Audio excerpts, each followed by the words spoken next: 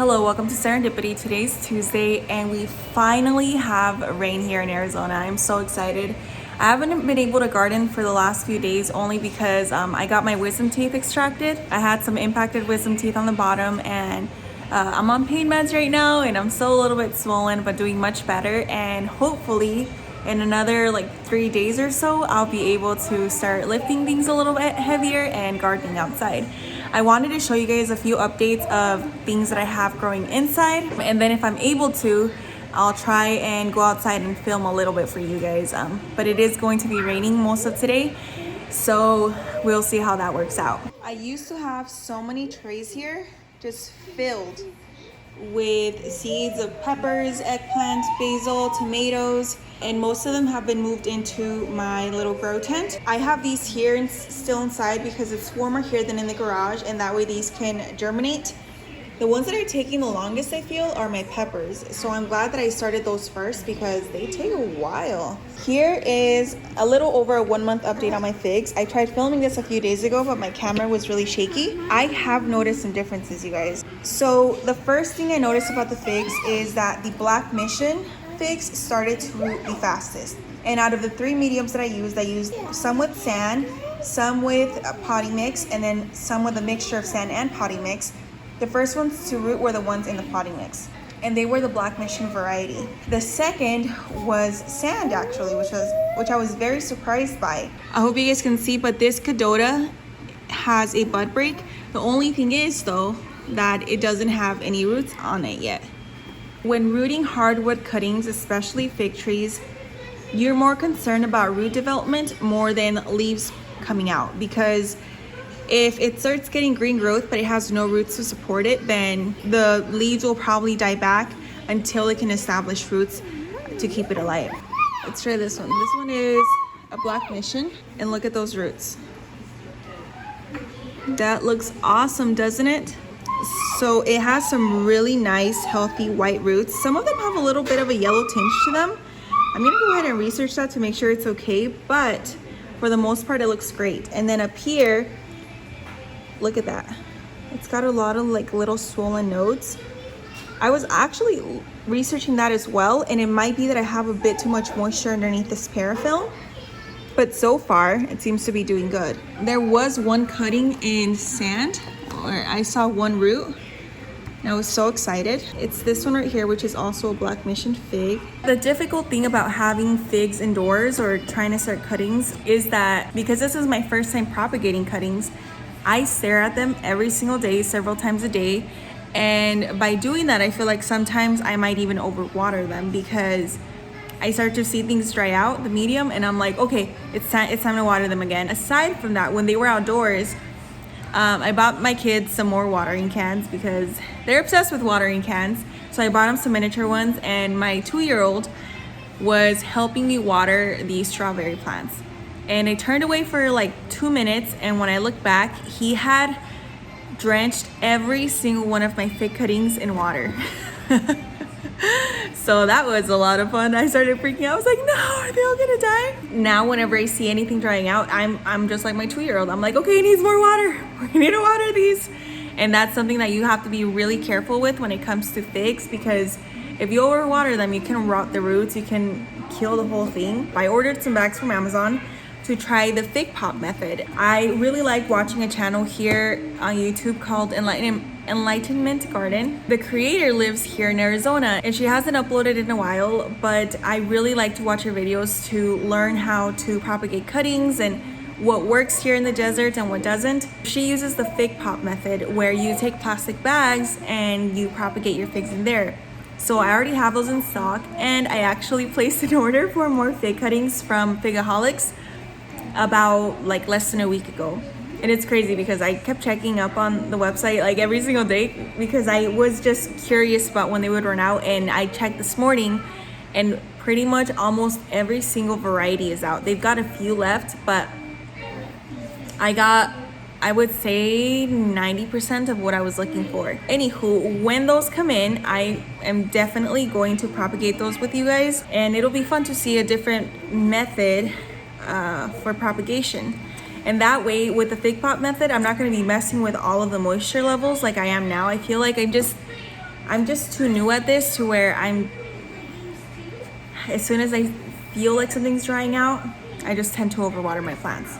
Okay, so I had 3 varieties: the Regina Strawberry, Yellow Wonder, and Golden Alexandria. And if you guys are wondering why I have them here, it's because I have kids and they took out the labels. So I don't know what is what. So we'll just have to wait and see. But I have a lot of them starting to germinate. And yes, I did overseed everything. I wasn't sure what would or wouldn't come up. And same with the figs, you guys. I had these outside for about a month, since December 2nd, and around January 2nd or 3rd, I brought them indoors because it was just getting really cold outside and nothing was happening. I literally had seen no action. And within a week to a week and a half, everything just started coming alive. That's a learning lesson for me. If I'm gonna try and grow things in the winter time, I need to do them indoors or look at the package and really examine the temperatures that they need to germinate, because it was just far too cold outside. And now that they're inside, I don't have them on bottom heat or anything. They're just here on my dining table, and they've been doing great. Indoors, we have it between 72 to 75 degrees Fahrenheit. So I feel like this is good temperature for them. And the same goes for the figs. When they were outdoors, I saw no action, no roots, no swollen buds. And as soon as I brought them inside, within a week, I had seen some progress. So that's definitely something that I'm gonna put down in my notes. Another update that I wanted to give you guys. I don't know what kind of flower this is. It was in my father-in-law's front yard. He cut off a few flowers for my daughter, and when we got home, I stuck it in water and it's been rooting ever since. I hope you guys can see those nice white roots right there. It took a while to root, and I actually had 2 stems. The other one didn't make it, but this one is still alive. So I'm gonna try to pot it up soon. That way we can plant it in the garden. Here, I had several Roma tomato cuttings that I was trying to overwinter. This was a sucker, and as you can see, the roots look pretty good in there. I actually had several, and they all either rotted or shriveled up. And I only have one left, so I need to pot this up. I think that's what's slowing me down, is I'm just waiting too long to pot them up. And then I also need to change the water out daily, because as you can see here, there's already stuff floating in there. I don't even know what that is, but I need to switch it out today. All right guys, I came outside for a little while before it starts raining. It was sprinkling a little bit earlier and it's nice and windy. So I thought I'd just show you guys what things look like, because I tried filming a few days ago as well, but the footage didn't come out so good. But pretty much I've been cleaning up the garden beds and getting rid of a lot of things that I just needed to clean out, honestly. I was just holding on, but things were not ripening. The plants were just getting hit with the frost, and also the location of them isn't something that I wanted to maintain. So this way I can start fresh. Let me go ahead and show you guys what I'm talking about. Let's start with the tomato bed. Woohoo! Also, I should let you guys know that I went ahead and added compost to every single one of the garden beds and mixed it in to the top few inches, just so that they're ready to go for the next few weeks. But do you guys remember how I had crazy tomatoes over here? The reason I took them out is because they weren't ripening anymore. The weather's just a little bit cold, and on top of that, because I used to have them supported by the trellises and the trellises got moved, they were just flopping over, especially with the really windy days. The bamboo stakes that I put into the garden beds just were not strong enough to hold them and support them. So they were just flopping all over the place and getting damaged by the wind. But I left my broccoli in here, and these things are huge. Let me show you. One of them, most of them are already starting to form little broccoli heads. How adorable is that? Over here, I ended up clearing out all of my mustard greens. They took up a huge chunk of this garden bed, and I just wasn't eating it. I gave a bunch of them to my sister-in-law. I don't know if she wound up eating them because it just tastes really nasty. But the rest of them were just here for the worms to eat. So I pulled them all out. That way I could reseed, and I actually wound up sprinkling some pak choi seeds there. These peas over here are doing really good, you guys, which makes me very happy. I'm obsessed with snap peas, and so are my kids, so I want as many as I can possibly grow here. And then that's the little grapevine right there, as you guys can see. I did a scratch test on it a few days ago and there's still some green, so I still have hope that it can come back to life. We'll see in the spring, but I did order some new grape plants from Womack Nursery in Texas, so I'll be receiving those in the mail any day now. Over on this garden bed, I have a lot of carrots sprouting. There was actually way more than that. They're just hidden under some of the compost. And then over here I have some radishes. We wound up eating every single radish from the first garden bed that I sowed, and we ate them over the holidays, and these are growing nice and strong. These right here are sugar snap peas, and they're huge. Oh my gosh. The only thing supporting these are 2 bamboo stakes with some string, and that's barely doing anything. These barely get to grow because we pick them off as soon as they start sprouting. This bed actually looks a lot better than it did a few days ago. I had heavily seeded cabbages over in that little spot, and obviously they can't all grow together, so I wound up thinning them out, and instead of just tossing out the ones that I thinned, I moved them over to different areas of the garden bed. For the first about 2 to 3 days they looked really sad, and I thought, oh well, if they don't make it then at least it'll be some nice mulch eventually. But they're actually starting to perk up and improve, and I wanted more purple than green cabbage, although the greens seem to really be thriving because we eat a lot of red cabbage in tacos. We make some soya tacos, some tofu tacos, and we like to add that for a nice crunch. Over here I have a ton of carrots. Look at those, they're so nice and luscious. They are also very heavily seeded. Over here I have some more sugar snap beans, and then down there is the other grapevine. That one, I don't know. That one I also tried to do the scratch test. That one is a flame seedless, and I wasn't able to see any green. Maybe if I scratched a little further I might be able to, but I'm just gonna leave it alone. Come spring we'll see whether it's alive or not, but I'm just gonna leave it in the ground. It's not hurting anybody, so if it comes alive then that's great, and if it doesn't then it is what it is. Do you remember this bed and how empty it was, and now look how huge it is. I am obsessed with it. It is currently my favorite bed in the garden. Down here I have tons and tons of root vegetables. I have some turnips that are most definitely ready to be picked now. Because I can't chew anything hard, I'm just holding off for a little bit, but soon I'm gonna come pick some out. This bed looks awesome. Look at this spinach. That's huge. Oh, it makes me so happy. I need to come pick some more as well. This is my favorite part of the garden bed. I have a ton of giant Oregon snow peas, and these are probably my favorite vegetable I've grown to date. I see a few that are starting to grow. They never get very big though because my kids and I keep them picked clean. The other day I came out here after not coming out here for about 2 or 3 days, and my kids went wild. They kept asking for more, and I actually see a couple. This one right here. I want to try it. So this is why I plant so many snow peas and sugar snap peas, because my kids are obsessed with them. Oh, this is a big one right here. Oh, I want to eat it. And the awesome thing about them is that the more you pick them off, the more flowers they put out. And as long as you keep harvesting, they're going to keep producing, as long as the temperatures stay nice and cool. These are the only white flowers that I have in my garden so far, and they look stunning against the green. Look at that. So pretty.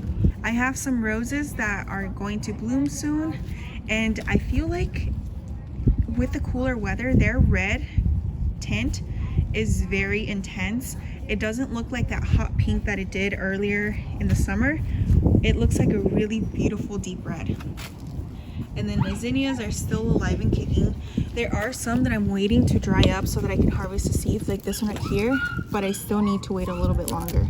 They don't look the prettiest, but it'll be worth the wait to get a ton of zinnia seeds.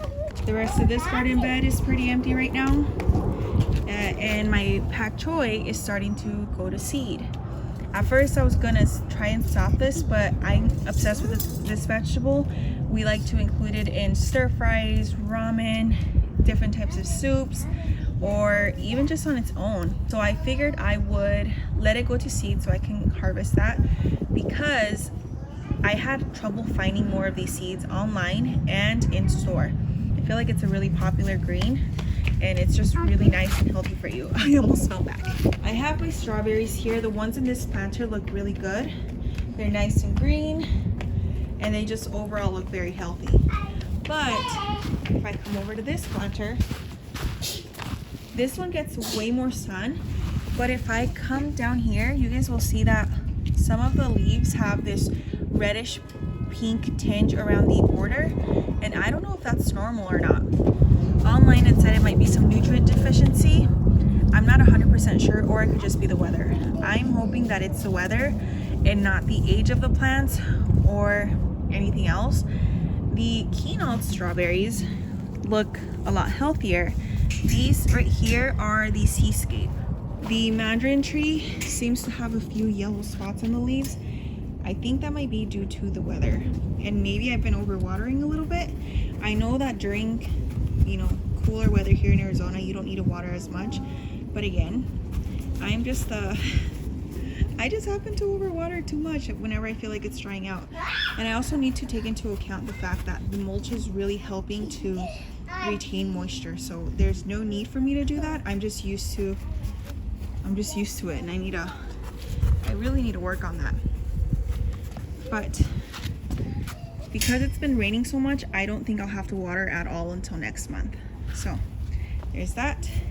Right here is my pineapple guava tree, and it's looking really good. It actually looks taller than the last time I came out here. I went ahead, took my precision pruners, and I took off all the little suckers from the bottom. I was gonna wait to do that until spring, but the weather here is warming up so much already. I didn't want it to focus its energy on creating more tiny branches and suckers down there. I wanted to actually start growing into a tree. All of these are empty, but they won't be for very long.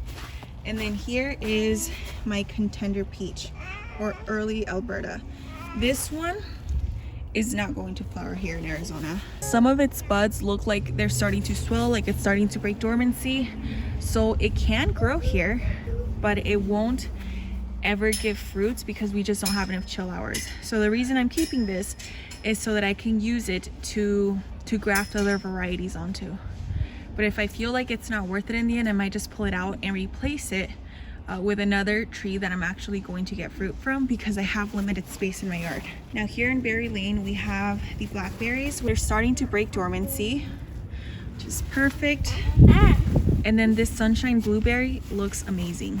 I kept treating it with a mixture of, I believe it was alcohol and water, along with, was it alcohol? It might have been alcohol or hydrogen peroxide. I forget, but I did treat it for bacterial infection along with neem oil. And right now it's looking really nice and healthy. It's leafing out, it has a lot of blooms on it. Overall, I'm just very happy, and soon in this upcoming year I'm going to propagate some of these so that I can create more blueberries. I think that this one's doing so well here in Arizona because it's in a pot, so it's got nice acidic soil and it doesn't get too much sun on this part of the wall, especially right now. In our cooler weather, it's just thriving.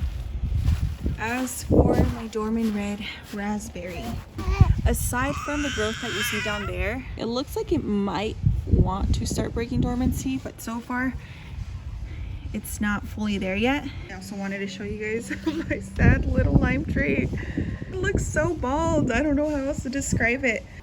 I feel like when I added the pillowcases during the month of December, I bent a lot of them over and really put it through a rough time, especially when it was really windy. But right now it's starting to perk up a little bit.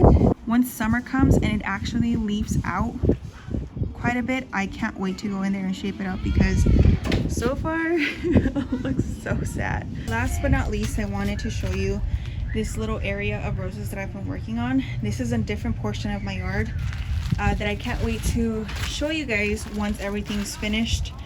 We have some benches coming in. I have 4 roses here. 2 of them are already leafed out, and then 2 of them are still breaking out of dormancy. So we're gonna have some white, soft pink, peach, and then yellowish pink roses here. I'm really excited for that. All right, guys, I think that's it for now. I need to go back inside because my baby's so heavy. Oh. Thank you guys so much for watching. Subscribe if you haven't already. I have a few projects coming up that I can't wait to share with you guys. And spring and summer here are going to be really interesting to see how the garden does. Thank you so much for watching. I hope you guys enjoyed this video. Don't forget to subscribe and continue to follow along for more updates. But I hope you have a lovely day. Bye, guys.